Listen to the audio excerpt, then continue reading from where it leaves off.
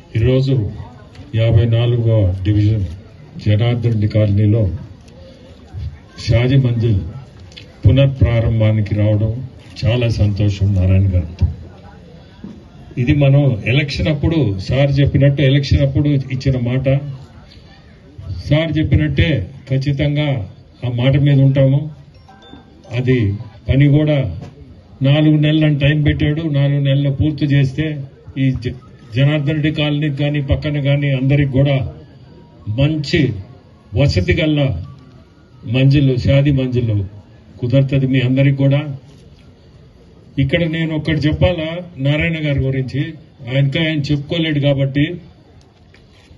మన నెల్లూరు 14 నుంచి 19 నారాయణ గారు చెప్పినట్టే ఆయన ఏం ఆశించి ఎందుకంత ఖర్చు పెట్టి డ్రైనేజ్ కానీ సిమెంట్ రోడ్లు కానీ ప్రతి ఒక్కటి కూడా ఆయన నిలబడాలని ఉద్దేశము లేదు, నిలబడిన మంచి కూడా కాదు.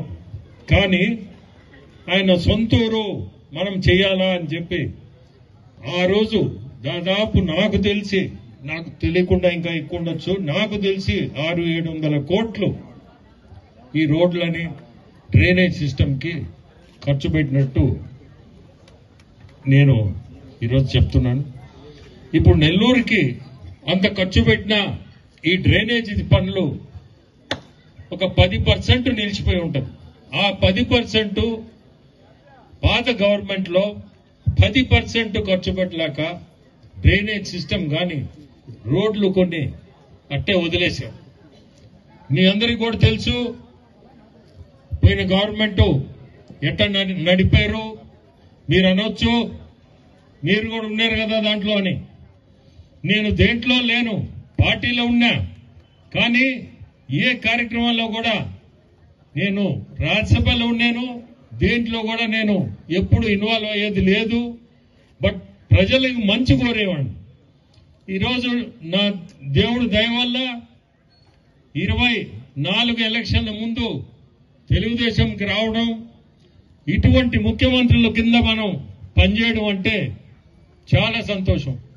నిన్న మహానాడు చూశాను, మొదటిసారి చూడడం.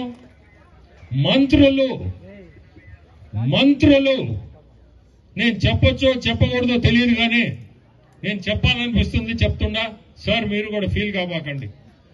మంత్రులు కూలోళ్ళు ఎట్లా పనిచేస్తారో అట్లా చేశారు.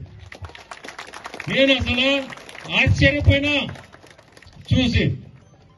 వర్షం ఒక పక్క, వర్షం వస్తుంది, ఒక పక్క జనాలు మొబిలైజేషన్, ఊర్లకు బస్సులు పంపాలా, రకరకాలు. మీకు తెలుసు కదా, దాదాపు నాకు తెలిసి ఆ రోజు ఆ గ్రౌండ్ లో కాకుండా 6-7 కిలోమీటర్లు జనాలు నిలిచిపోయారు. బస్సులు ఎక్కడెక్కడ నిలిచిపోయినాయి. అంటే చేరలాగా చాలా మంది వెనక్కి తిరిగి వచ్చారు. అది జనం కాదు, కానీ ఈ జనం అనేది కార్యకర్తలు వాళ్ళు సొంత డబ్బుతో చాలా మంది కూడా వచ్చారు. అంటే ఈ పార్టీకి ఉండే స్ట్రెంగ్త్ ఏంది కార్యకర్తలు. దాంట్లో ఒక స్ట్రక్చరు, ఆ స్ట్రక్చర్ చూస్తే ఇటువంటి మంత్రులు, ఈ మంత్రులు నేను ఇప్పుడే వాడాను కదా, మళ్ళీ వాడదలుచుకోలే. వాళ్ళకి టైం లేదు. భోజనం చేశారా? లేదు, ఏం లేదు. మన పని. నన్ను కూడా ఆ కమిటీలో వేసి ఉంటే నేను కడపకి 2 సార్లు పోయాను.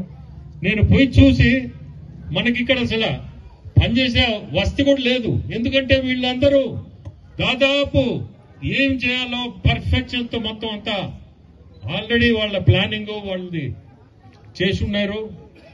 ఇవన్నీ ఒక పక్క జరుగుతుంటే, ఒక పక్క ముఖ్యమంత్రులు డైరెక్ట్ గా మళ్ళీ మంత్రులతో మీరు ఇది చేశారా అంటే ఆయన ఫాలో అప్ చూడండి. అంటే పార్టీలో ఎంత క్రమశిక్షణ ఉందో.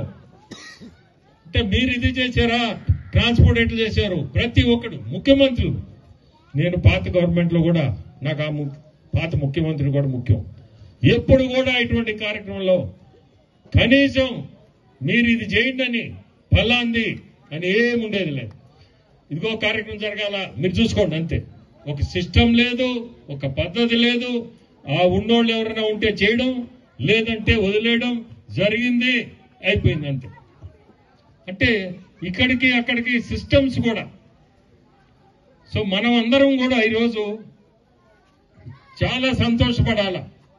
మనం ఈ పార్టీలో ఉన్నాము, ఇంత మంచి లీడర్ మనకున్నారు.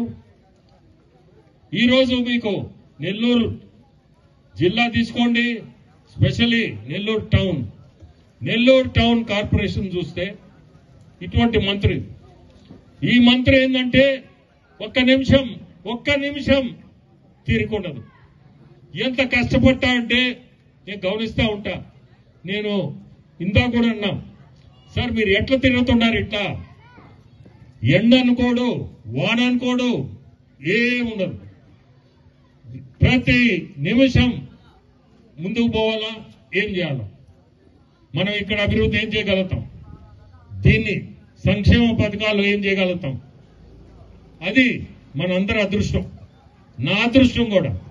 ఎందుకంటే ఇటువంటి మంత్రులు మనకి నా పక్కన ఉండడం నాకు కూడా చాలా సంతోషం. ఎందుకంటే నాకు పనిచేయాలా, అభివృద్ధి అనేది కనపడాలా, సంక్షేమం అనేది ఉండాలా. ఇవన్నీ ఎవ్వరు కూడా చెప్పబలేదు.